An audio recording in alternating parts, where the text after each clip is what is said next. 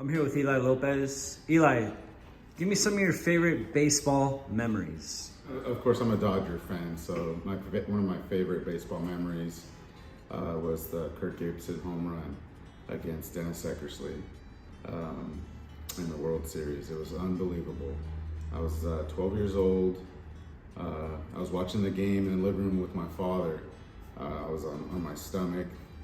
And as a kid, that moment comes up and you're wishful thinking. So you're like, hey, he's gonna hit a home run. I'm not a prophet or anything like that, or never claimed to be, but I had that conversation with my dad. I remember looking back at him on the couch. He's on a lazy boy and I'm literally laying on my stomach in the middle of the living room, with my elbows, that look of a kid, looking at that tube TV, because yes, we had a tube TV, and yes, I'm the remote control.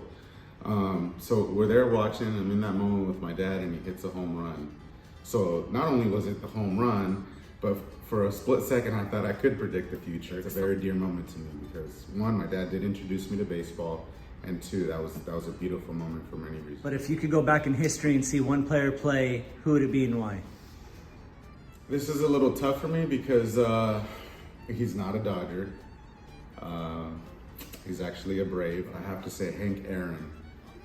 To me, because I got to actually see him play, was one of the I could not really put it together how someone so small in stature can hit home runs so big. I mean, that guy, it was awesome. It wasn't about muscle, it wasn't about anything. It was talent, strength, and just the pureness of a clean, powerful stroke.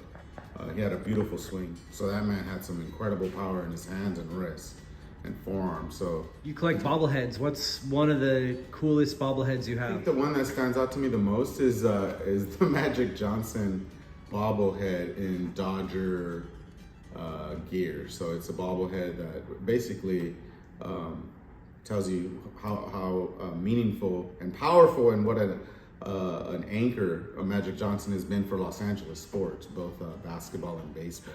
Pete Rose and Barry Bonds are not in the Hall of Fame, and I know how you feel about Barry Bonds, but do you think that over the course of time, either of these guys will get in the Hall of Fame? I really hope that they both get into the Hall of Fame, and I've changed my stance on Barry Bonds. I don't like him as obviously he's a giant. I think everybody at that time was doing steroids, so there was an unfair advantage. When everyone was on the same playing field, he did amazing. He was always an amazing player.